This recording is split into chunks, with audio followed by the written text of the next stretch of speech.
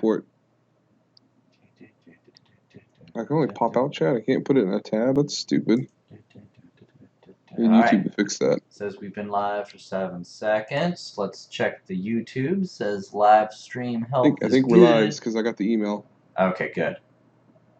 Seconds. Let's check the YouTube. Says live stream help. I think we're live because I got the email. All right, guys. Okay, cool.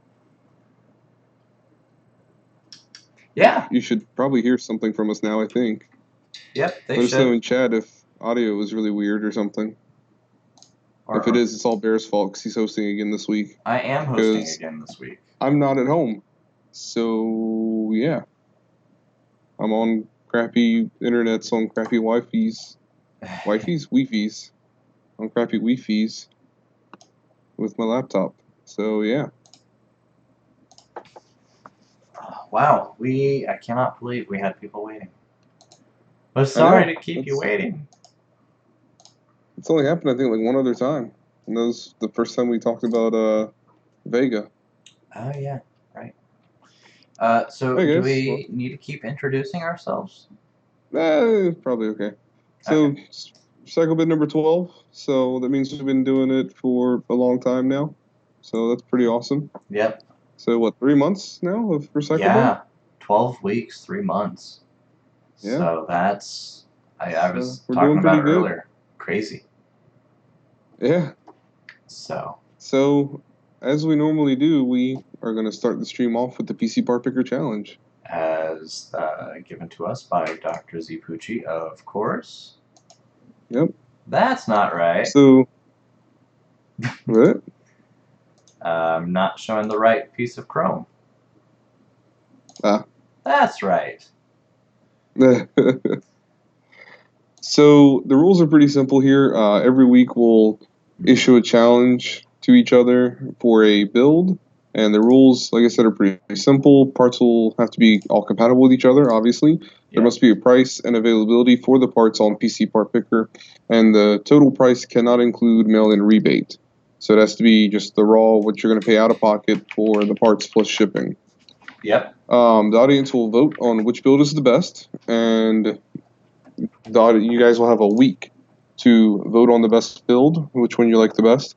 And we will announce the winner at the next live stream, and then we continue the cycle like that.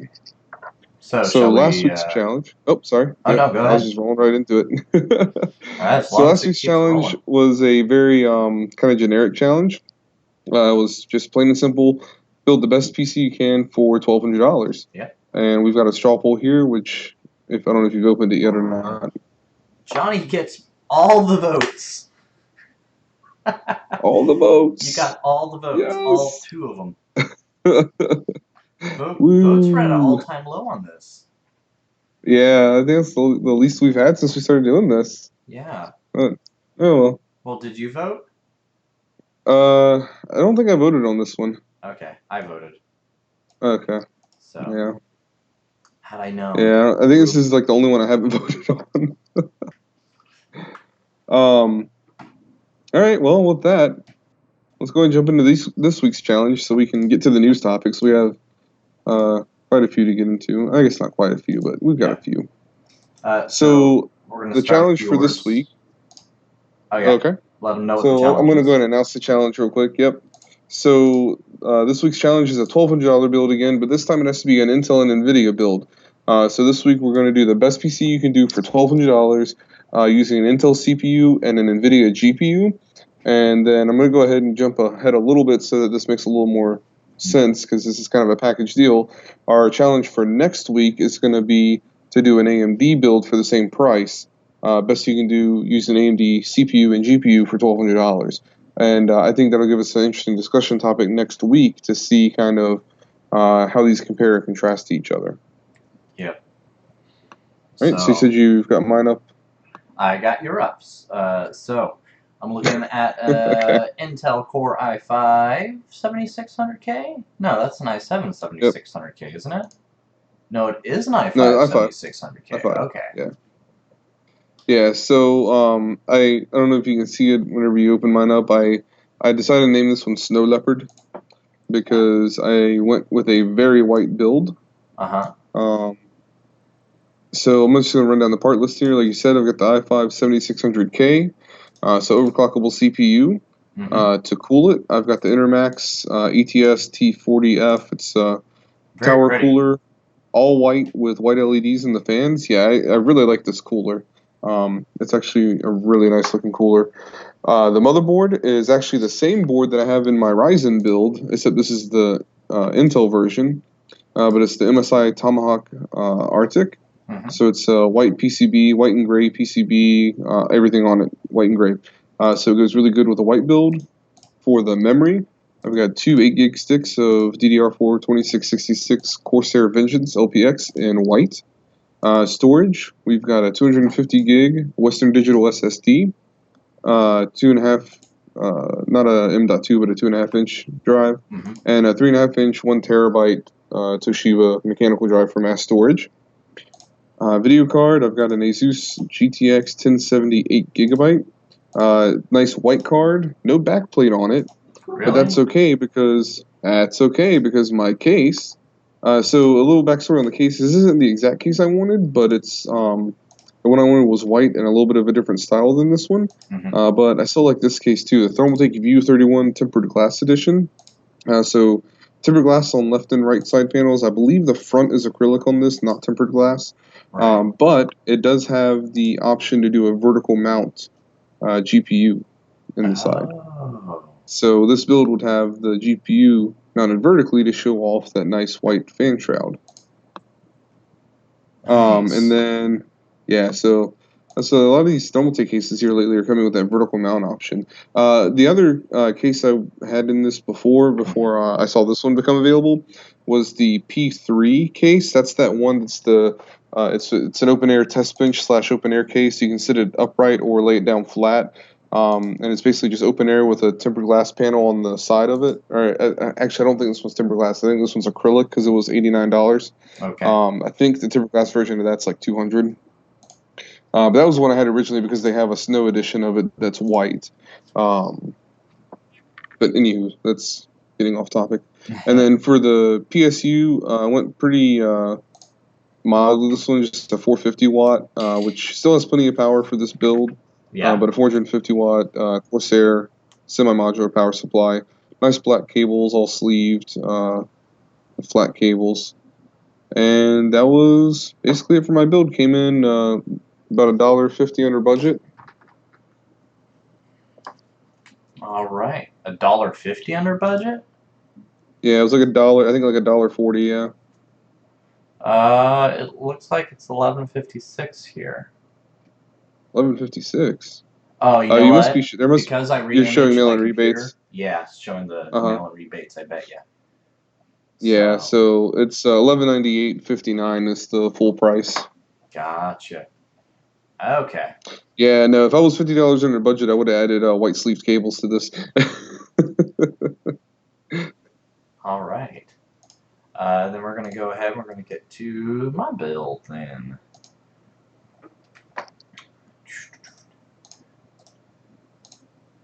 I'm just gonna pre-open some stuff. That way it's just already there by the time I want to talk about it. Makes it pretty easy. So I went ahead and I got the same CPU. I went with the Intel i5 7600. I went ahead and decided to grab myself a Cooler Master 120 millimeter all-in-one cooler. So keep that thing nice and cool.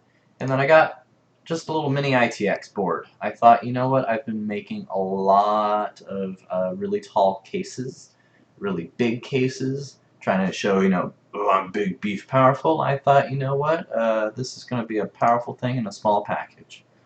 So I did go ahead and get myself a Gigabyte Z270N with Wi-Fi built on. I thought that would be nice. And then I went ahead and I got myself 16 gigabytes of the Trident Z RGB RAM because I thought, let's be a little fancy and light up the inside. I went ahead and got myself a Western Digital Blue. This one, though, is an M.2 drive, and that way I can mount it directly to the motherboard and not worry about taking up drive space inside the case. I did also get a Western Digital Caviar Blue 1 TB hard disk drive, and then I went with a GTX 1070 mini ITX card. So, and I thought, oh, I need to color coordinate. No, not really, because it's all going to be inside of this Cooler Master Elite 130, which, by the way, you can't really see through. Light might shine out, but that's about it. So, and then for my power supply, I just went ahead and got myself a EVGA bronze certified 450, sorry, watt. So no module, you know, nothing to be module about it.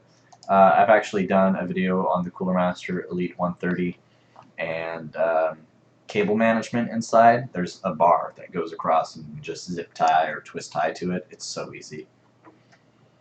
So, and that was my build, leaving me at $11.96. So. Cool. Yep, just a few bucks. So I'm going to go ahead and put the straw poll in the chat. I added our builds in the chat as well. Okay.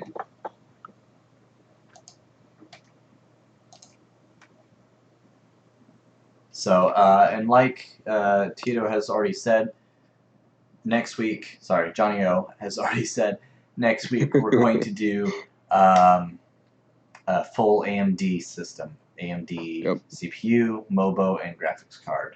So that'll all be there. So, and then like I said, once we do that one, maybe we'll wait until after we find out who the winner of that one is, so the week after, maybe we'll do like a quick look back on the two builds and kind of talk about them a little bit and the pros and cons of the different manufacturers and whatnot. I like that idea. All right, cool. Yeah. Yeah. Also, ignore the mess behind me. So I don't know. Yeah, the only thing that kind of bums me out a little bit about this is that next week we know that we're not going to have any Vega options yet from AMD side. So, and the other problem is right now there's like no availability for RX 580, 570 GPUs like anywhere, not for a reasonable price, anyways. But more on that in a little bit. Yeah. So, our first news topic, I don't know if you've got this queued up yet. The next topic? No, I do not. The GTA. Oh, no. No? Yeah, I've got the wrong link in there. No, it is, but I've got the wrong link. That's fine. I grabbed a different one because it was a TweakTown article. It was the first one I saw, and, well, it's a TweakTown article, and their site is terrible, but... Yes, their site is terrible. Okay. So, the link I accidentally left in the doc is for the TweakTown. Derek Strickland is the one who posted this. The one I had initially, or that I had replaced with, I think was an Ars. I think it was an Ars Technica article. But anyways, so essentially the creator of Open4, which is a application to allow you to create or just load mods that have been created for Grand Theft Auto 4 and Grand Theft Auto 5. Hold on. I have random audio playing on this TweakTown. Okay, I'm just going to close that. Yeah, don't say that, otherwise I'm going to get it next. Yeah, audio started randomly playing on the TweakTown article, so I had to close it out. Anyway, so basically, TakeTwo, who is the parent company to Rockstar, sent out a cease and desist order to the developers of Open4, which facilitates the modding of Grand Theft Auto 4 and 5 on PC, obviously. So they basically told them, hey, this is illegal and you guys are, going to be in copyright violation, all this other issues, legal issues if you don't go ahead and just stop this now. And the creator basically said, sorry guys, to the community, said, sorry guys, we got this takedown notice. We're going to pull down the download links for it, and we're not going to fight this because honestly it's just not worth it because they're going to go through a whole lot of hassle and a lot of legal fees for really in the end they're not going to actually gain anything for it. So it just doesn't make sense for them to try and fight, a big company like this. Right. So kind of sucks. I read a blurb in the other article. Like I said, I think it was an Ars Technica article. I forget where I read the other article at. Yeah, I think it's Ars Technica. Yeah, they said that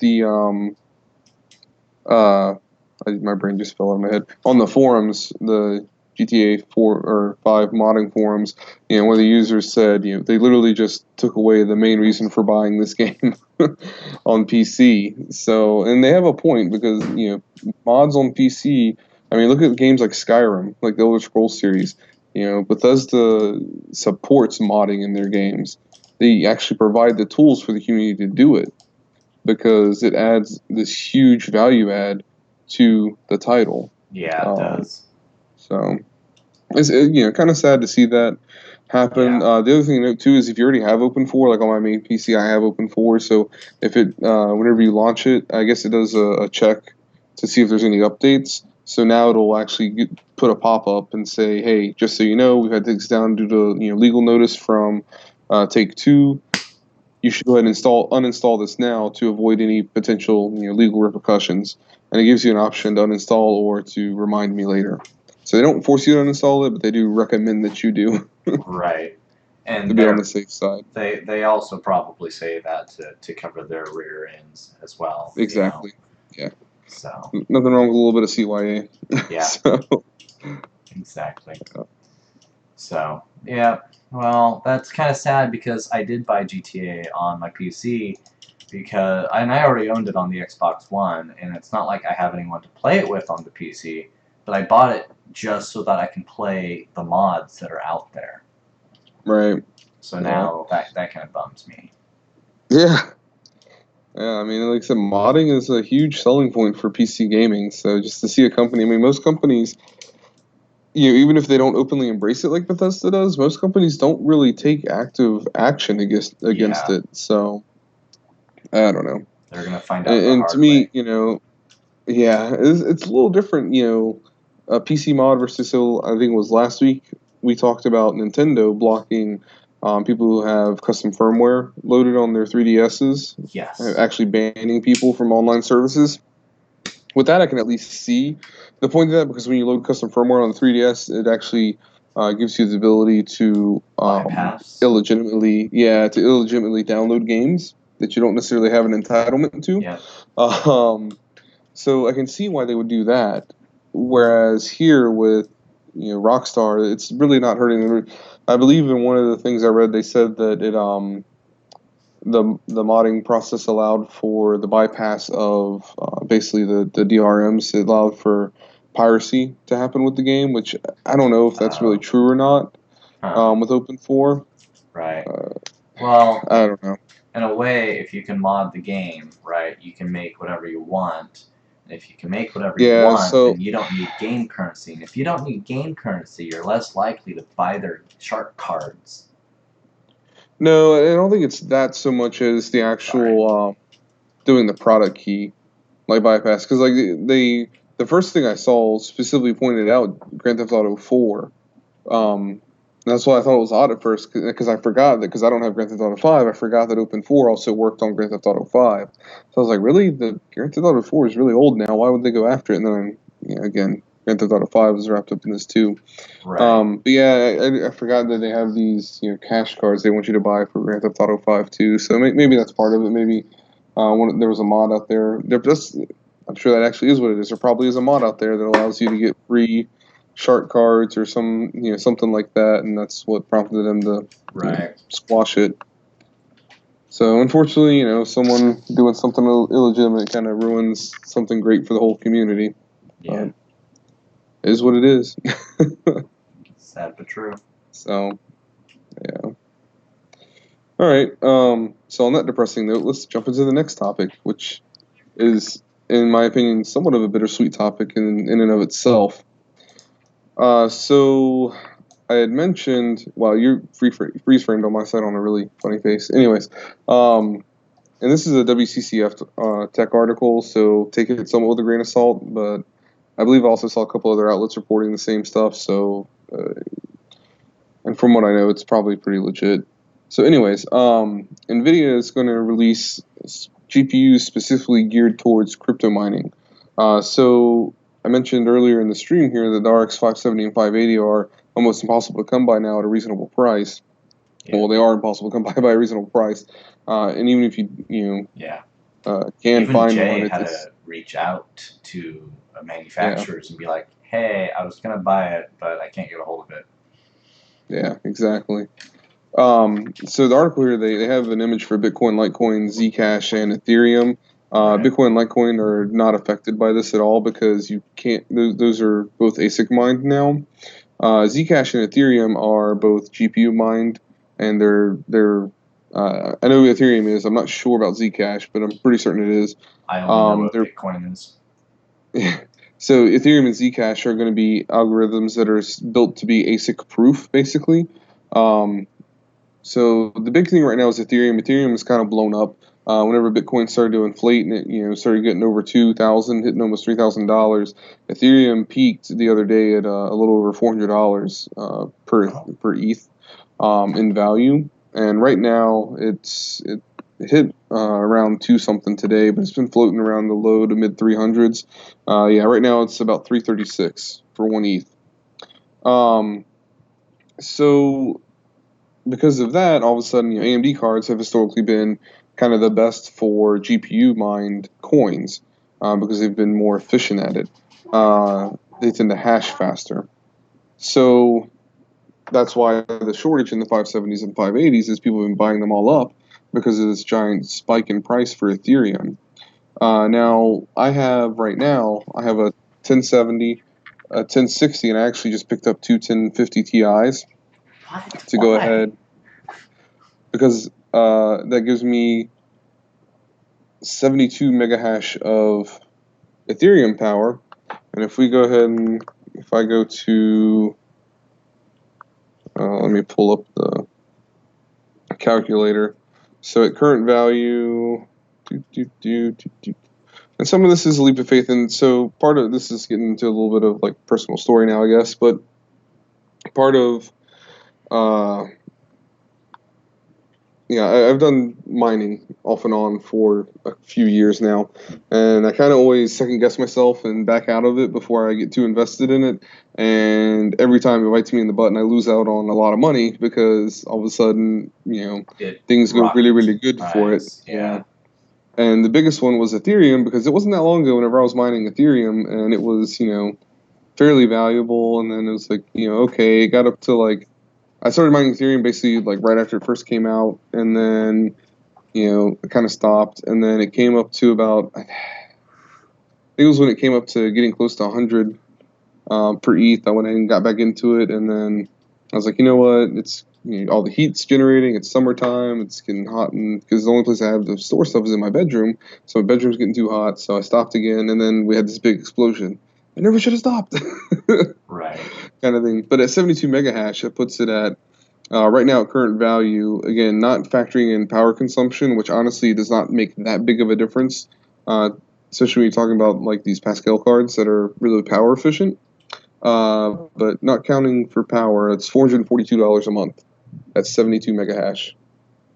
I also managed to get lucky, and I found out that my local micro center had a open box RX 290X, or I'm sorry, R9 290X available for 100. It was by the time I paid tax and everything, it was about 150.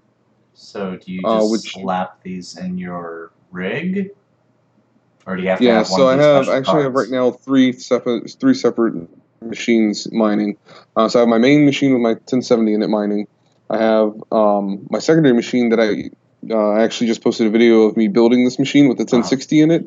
It now has also two 1050 Ti's in it, and they're all hashing away right now. And then I have a third, just a motherboard on a box situation with the R9290X mining. Yeah. So that gives me a total of about 104 megahash in hashing power, and again, not counting power consumption. We're looking at about $640 a month in potential income.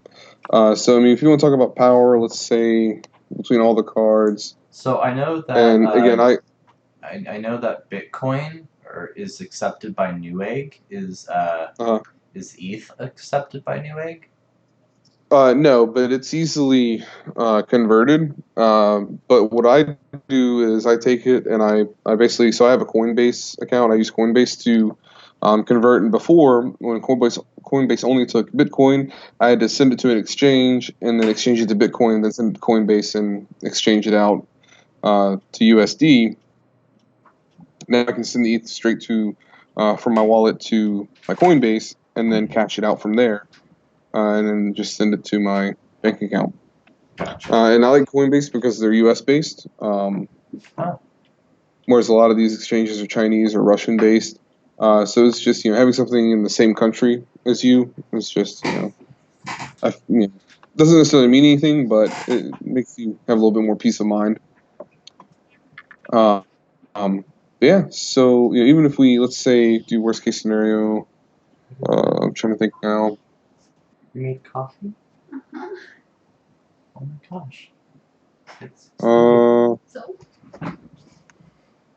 So even if I factor in for the power usage of all those cards, I'm still looking at, around, say, $550 a month. Okay. Shall we talk about these cards? Yeah. Sorry. I know I got off on a wild tangent there, trying to explain the situation here. So basically, Nvidia, and this was actually kind of brought up at Computex. But Nvidia announced that, and I think it's actually EVGA that made the announcement, that there's going to be special versions of some of the Pascal cards coming out specifically meant for mining. Now, they're not going to have any video outputs on them, so they're not going to be able to be used for anything but mining, essentially, for anything for compute tasks. But they're going to have a 1080 and a 1060 that are going to come out in these special editions. No word on how fast the 1060 is going to hash, but the 1080 is rumored to be at 60 megahash, which is actually really good because that's about double what a RX 580 or like my R9 290X. That's nearly double what they can do. So that's actually really good for 100 and I think 180 watt TDP card. Yeah. So they have the same power requirements as the full bore graphics cards, but because they have no video outputs, they're going to chop the price down on them a bit. So the 1080 is going to be selling for $350. Oh wow, there isn't. Yeah, there's no video outputs. Whoa. Because they're meant only for compute. They're not meant for gaming. Because they're putting these out to actually be able to lower the price on them to make them specifically for mining. So the 1080 is going to be $350, so that's a $200 price reduction on a 1080. Wow. So if you need a 1080 just for compute, even if you're not doing, let's say if you're doing like rendering, like Blender rendering or something like that, doing like heavy duty like 3D rendering, these would still be good for you too. Or video editing. This would be a cheaper option. Yeah. So for video editing, I don't know that you get that much acceleration out of it. In Premiere, I really don't get that much. I guess in DaVinci, you probably get a lot more bang for your buck from the GPU. But I don't have a lot of experience with DaVinci. But also the 1060 is going to be at $200, so only a $50 price cut there, not as big as the 1080, and no word on how fast it's going to be able to hash in Ethereum. But anyways, so let's real quick. I want to look at if we do 60 mega hash, and we know it's 180 watt TDP.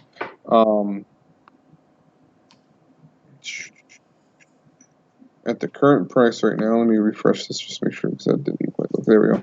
About $350 a month. So in 1 month, your 1080 is going to pay for itself, assuming that the price of Ethereum holds, around the low 300s. So at 60 mega hash, at the current difficulty and current price, you're talking $350 a month.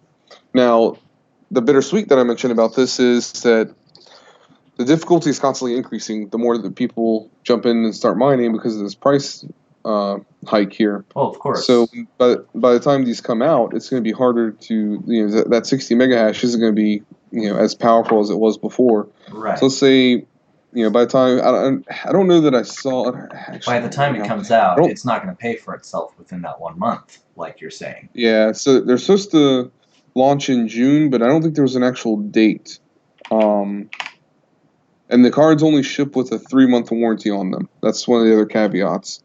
Because they're meant to be run basically balls to the walls 24/7. They don't warranty them for very long. I don't know that there's an exact release date yet. I just saw I know it's July. Here we go. So it looks like there's the EVGA 1060. I wonder if they updated this. The EVGA 1060 is showing July 10th ETA with limited quantity. Some month out. That's the only one that I see with, and again, we don't know what the 1060 is going to hash at. Right. So I don't know. I don't know if these are going to make it in time to be quite as big as as powerful, but yeah. So even if we figure, let's say by the time they come out, they lose say 20% of their effectiveness due to I'm just trying to do some really like terrible napkin math here. So if they lose 20%, that's going to be what 48. We'll call it 48 mega hash. So just to be clear, it'll still hash at 60 mega hash, but I'm saying its effective mega hash may, compared to today to 2 months from now, may only be 48. You're still looking at $275 a month. So that's still pretty good. Typically with cryptocurrency, if you can ROI within 3 months, you're doing pretty good. And that's still, within a month and a half, you would be ROI on this card. Right. So, and of course, this coming out and increasing the potential availability of hashing power to people means that anybody who is currently mining is basically going to have to upgrade their mining rigs or add on to their mining rigs to be able to keep up their level of profit. Right. So that's kind of the bitter part of that. All right, I think we spent way too much time on that topic. Yes. Sorry. But I need to do a separate video on this just to keep it kind of that way I can have all the time in the world I need to talk about it, and I can edit it and it's not live. All right, so let's go and move on to the next topic. Threadripper, the 1950X, which is going to be the top tier 16-core 32 thread CPU, has had its benchmarks leaked. So this is posted by Hot Hardware by Brandon Hill. And I'm going to say right up front, I don't know that this is necessarily representative of what we're going to see from Threadripper. So I want to look at the first Geekbench score here. So we have a single thread score of 4216 and a multi-core of 24723. All right, so if you scroll down a little bit further, we've got the 1800X at 4208 single core and 23188 multi-core. You notice how there's only about a 1600 point difference between those two in the multi-core? So right there, I call shenanigans on this Geekbench. We'll come back to this in just a second, because people have been talking about this, and they point out the fact that this Xeon, the E5 2697A V4, which is a 16-core 32-thread part, base at 2.6 gigahertz, and it boosts up to 3.6. 3651 single core, so we see the Ryzen smashing it on single core performance. But multi-core 30,450. So it beat out both the other Ryzen parts. But here's the thing. The Threadripper multi-thread score is way too low when you look at especially considering that it and the 1800X are the same architecture. They're built from the same chips. And their single-threaded score is very similar, so which, by the way, the Threadripper is supposed to be running at 3.4 with a 3.7 boost. So, it's not a clock speed issue. It's not a turbo boost issue. So I think what's happening here, my theory, what's happening here, one of two things. Either, one of two things. So this is an engineering sample. So either, for whatever reason, there's something wonky with the way that the operating system was handling it, because it's the new, it's an engineering sample of the chip, or they had SMT turned off, and it was only running the 16 physical cores and not running the threads as well. I think that more than likely they had SMT off for this run, because if you look at that and say, okay, think of it as this being 16 physical cores with no hyperthreading turned on, versus 16 or 8 core, 16 virtual threads, then those scores make a lot more sense. So that's just my 2 cents on that. I really wanted to weigh in on this because I've seen a couple people talking about it, Right. and nobody seems to be thinking about the fact that they could have possibly had SMT turned off when they did this benchmark run. So the one thing that I think Paul and Kyle mentioned on Awesome Hardware, I think they were the ones who said this, was that it could also be pretty easily faked to Right. go in and just try and match the font. So that's another angle you can take on it, is that someone could have easily photoshopped the results page. But Yeah. all right, so I think that's pretty good on that topic. Not much else to say about that, unless you have anything else to add. No. Like I've been doing all the talking.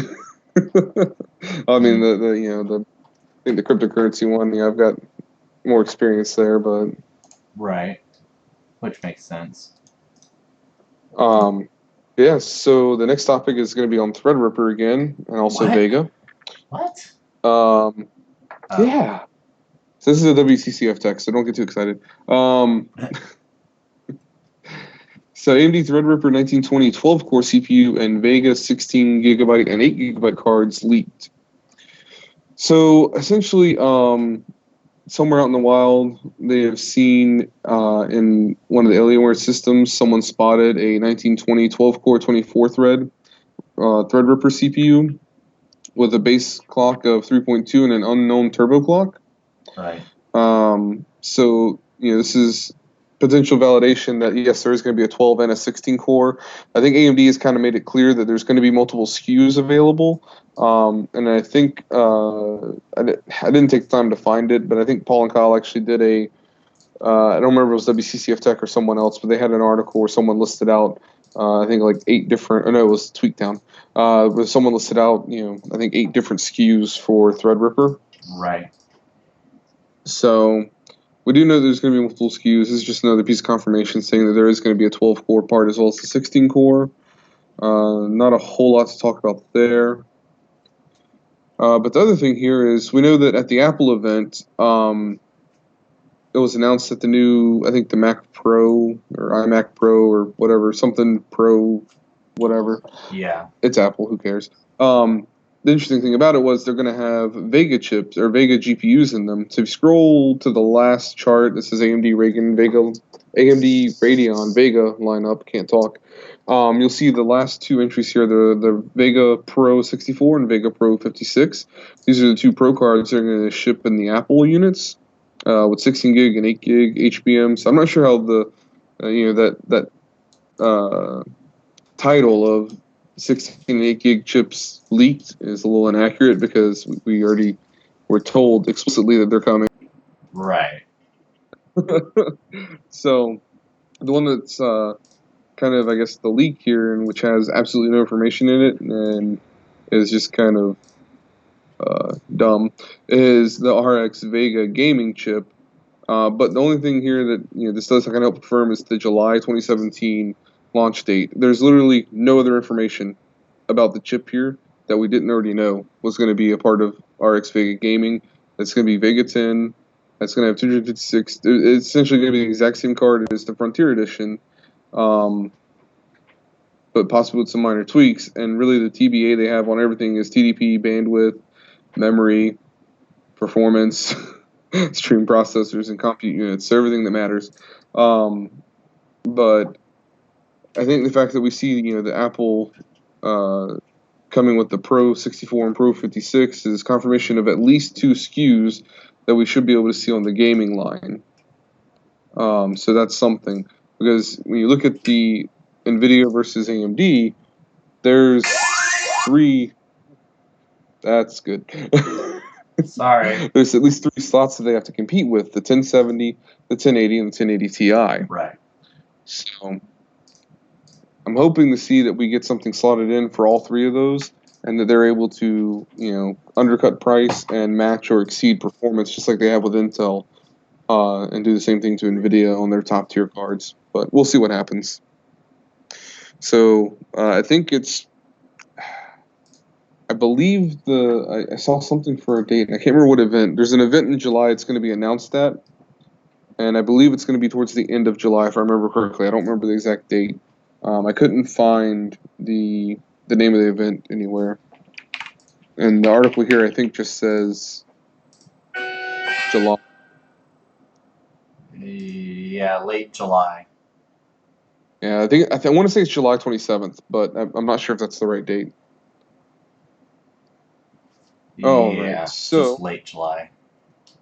and kind of a little tie into our cryptocurrency topic. I'm curious. So Ethereum is very much memory intensive. So whereas other algorithms are maybe more GPU core intensive, Okay. Ethereum likes it hits the memory hard. It likes a lot of memory bandwidth, and so overclocking the core doesn't really get you anywhere with Ethereum. Overclocking the memory will actually boost your performance, your hashing performance. So I'm curious to see if the Vega chips, Yeah. HBM2, if the HBM2 memory on the Vega chips with that high memory bandwidth and high speed memory on them, I'm curious to see how that'll affect Ethereum, if they'll be like smashing it with Ethereum, because if you look at the 1080, whenever the 1080 first came out with the DDR5X on it, because of the way Ethereum the algorithm worked, it actually hashed slower on the 1080 than on the 1070 because of the X memory. Even though it was faster memory on the 1080, because of the way that it was utilized, it didn't work as well. Interesting. There's also just an interesting thing to note on the 570 and 580, there's a like Polaris like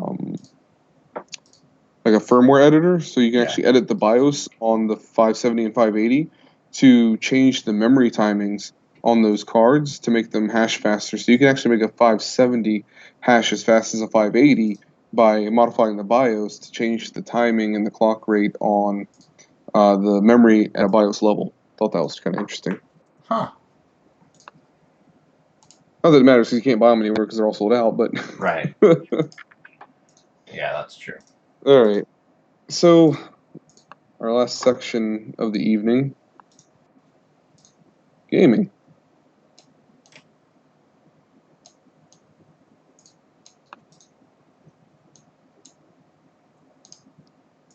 There we go, okay. Alright, so Super Mario Odyssey.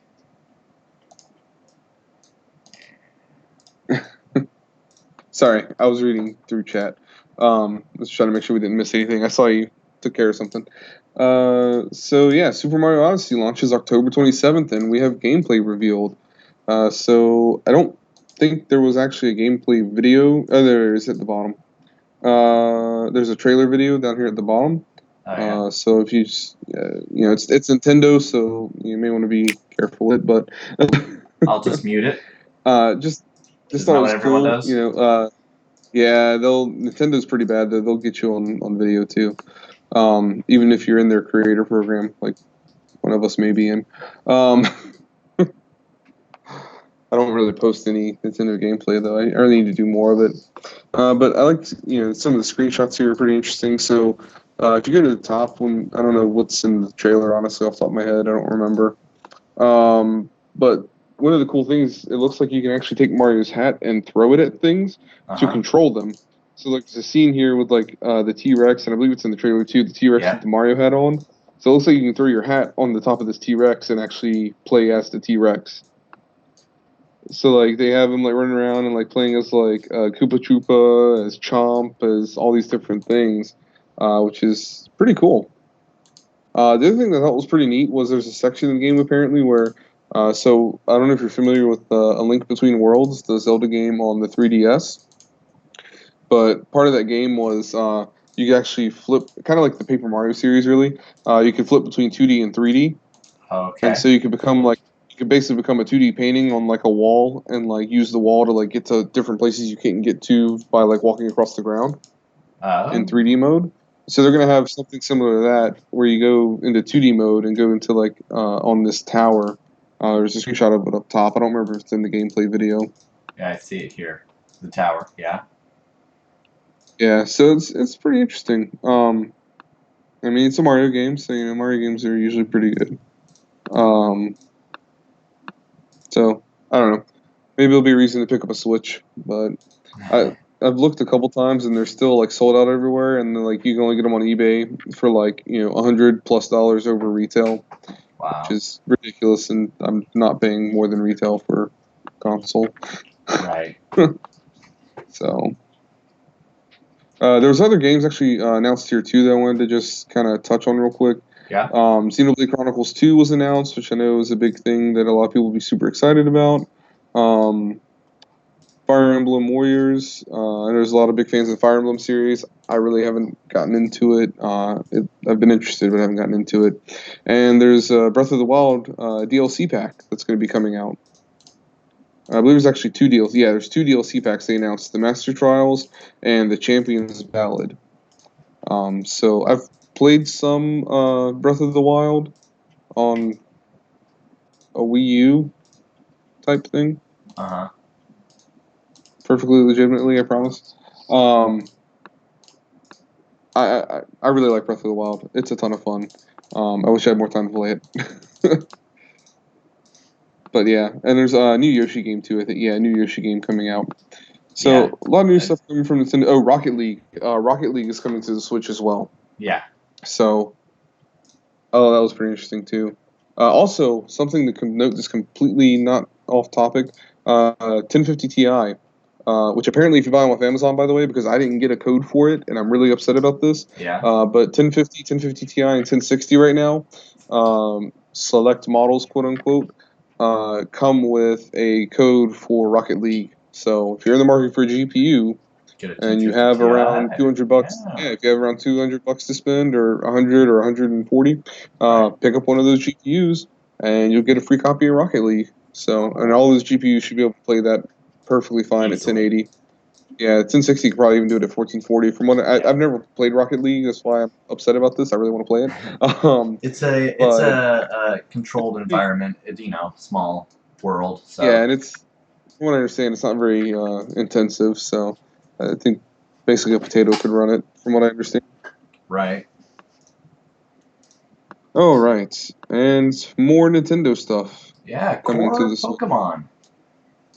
Yeah, so they mentioned, they announced, well, it's not really an announcement. They mentioned, basically, excuse me, that there would be a core Pokemon game coming to the Switch. And by core, they mean like the main series, like Red, Blue, Gold, Silver. It's another iteration in the main series.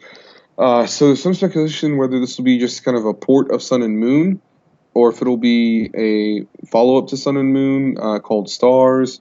I did notice on Amazon today that there's apparently I think it's Ultra Sun and Ultra Moon that are supposed to be coming out for 3DS, which I don't know how I feel about that, because this feels a lot to me like I never played. So my Pokemon history in 30 seconds or less: red, blue, yellow. Well, red, yellow. I played red, yellow, gold, crystal, ruby, and that was it until I played Heart Gold, because I wanted to play the remake of Gold, because it was possibly my favorite Pokemon game ever.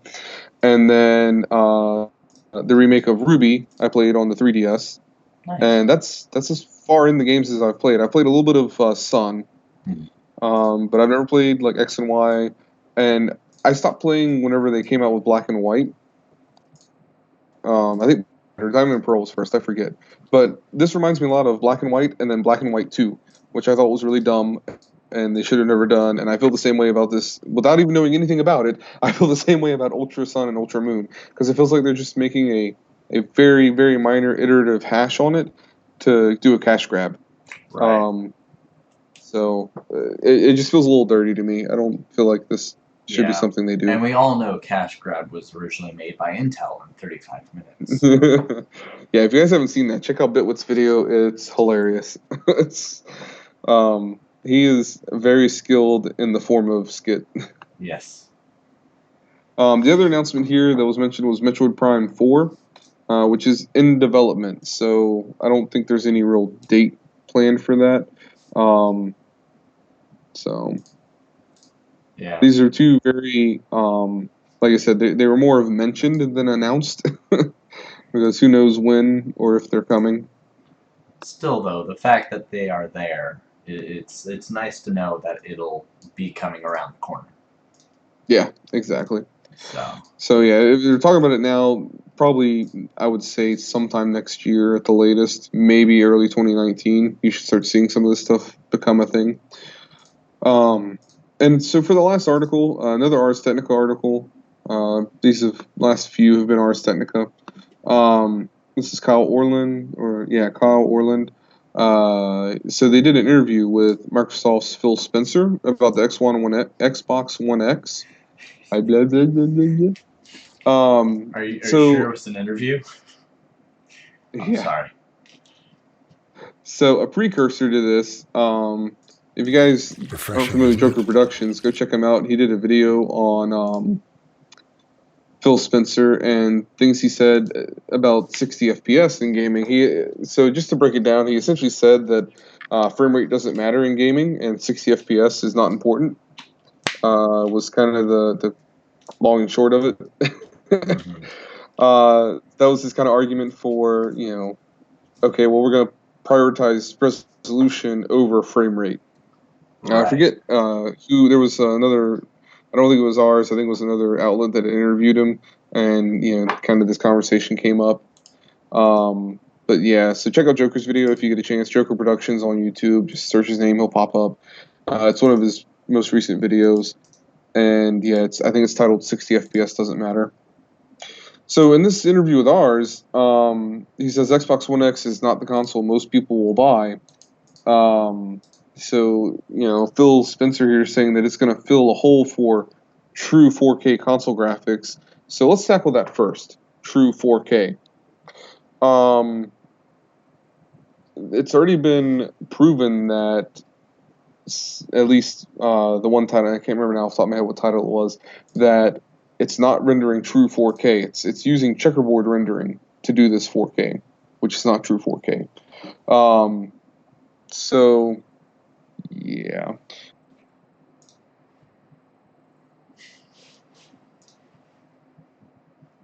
Uh-oh. I think he froze up on us. Dun, dun, dun. Actually, Skype has stopped working. Of all things. Okay.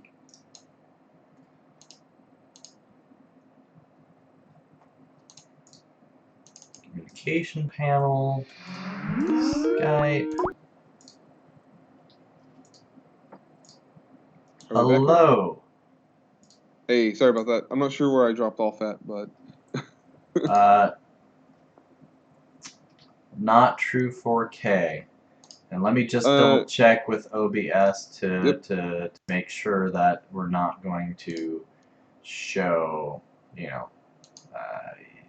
you being all funny shaped like that. Yeah. All right. Perfect. All right. Now we'll transition. Hey, there we go. So basically, sorry about technical difficulties there.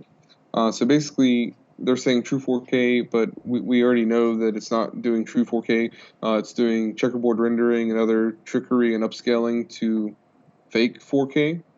And in a lot of cases, not running 60 FPS. They're advertising 4K 60 FPS in titles that really aren't getting it. Right. So, and one of the things, so the thing I thought was interesting here, there's a quote down here.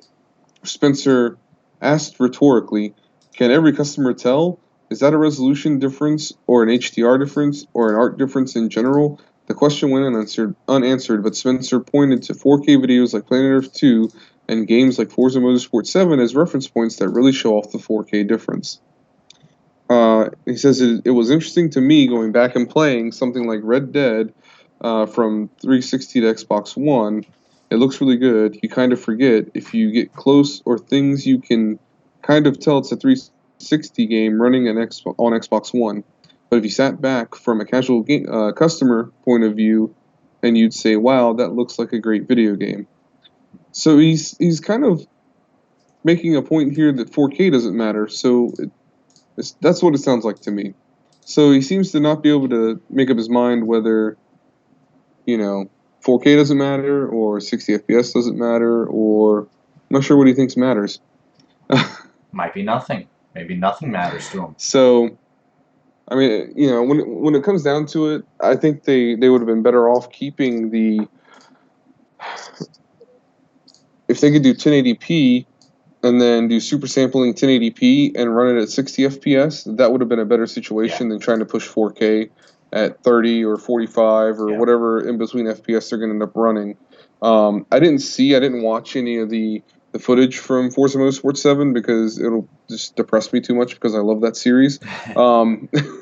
Yeah. But I know Barnacle had mentioned on Twitter that he was watching the gameplay footage for Forza, and there's a bunch of screen tearing and other weird issues, and I think, or was it screen tearing? I think it was saying frame skipping or something like that. He was noting performance issues that were making it clear to him that it wasn't running 60 frames per second. So, and I think that's the one game that they mentioned, as being, they touted 4K 60 FPS on that game. Yeah.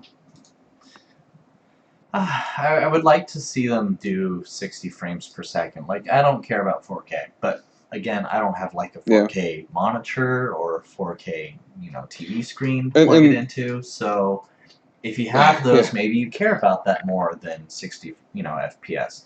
But I'd rather but have the thing that is, 60 FPS. You're not going to see a difference. I'll tell you right now. So I have whenever we had to replace our TV in the living room, we got a really good deal on a 4K LG. I think it's an LG. Yeah, 4K LG. And I can tell you right now, from across my living room, and my living room's not that big.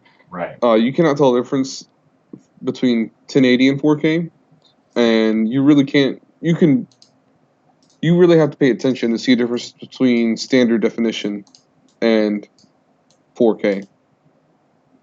Gotcha. So there doesn't really, like, from that far away on, and this is, we're talking a 60-inch screen and maybe 15, 20 feet, maybe 20 feet tops away.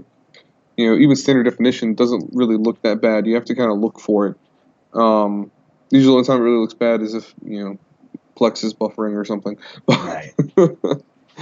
But yeah, I mean, it's, 4K, it's nice and all, and I think, for content creation for a computer monitor, it makes a lot of sense, but it's really not necessary in a TV.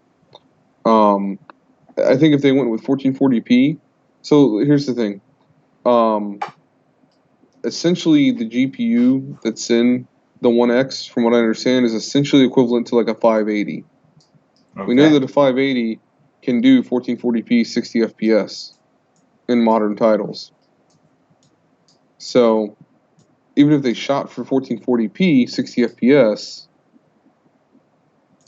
I still think that'd be plenty, because then you can that'll still look good on a 4K screen, even if you get relatively close to it, and you can super sample that for a 1080 screen, just like you can with 4K, and you have that extra headroom for performance to push those extra frames. So, just a thought.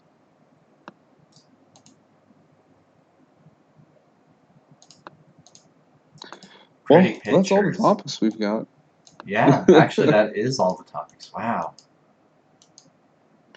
And so there's more information in here, but I honestly didn't read through the whole article because I'm not sure how much of things that Phil Spencer has said that I want to read.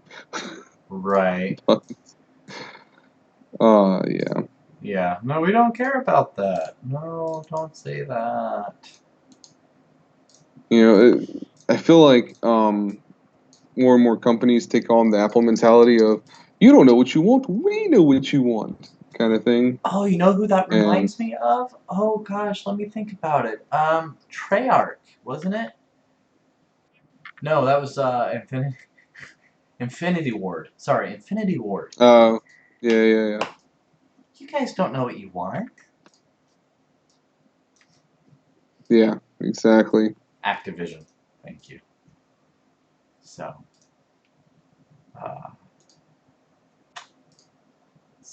yeah, that was all the topics. All the topics. Yeah, it's everything we've got for this week. Yes. What's up, Dr. Zipucci? I see you there in the chat. I heard some stuff, but I was just listening. Yeah. So. It's okay. I read some stuff, but I don't know. I was just reading.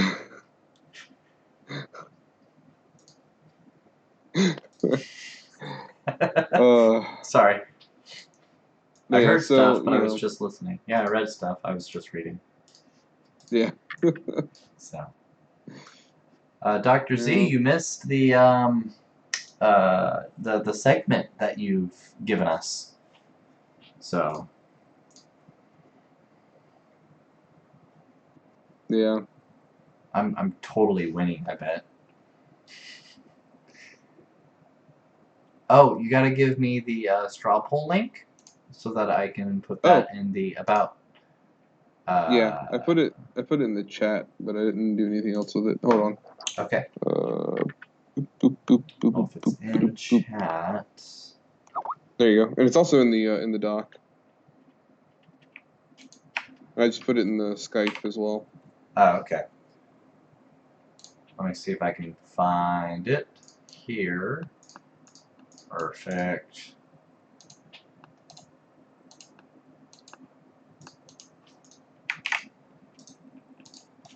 Your favorite rundown. Next week is AMD. Alright. There we go. So, yeah, was there anything else in which we need to go over? Any questions, concerns, thoughts about how drop dead sexy I am? Or I'm sorry. I don't want to hear it from you. Shh. If you need to tell yourself that, but I thought I did it well enough.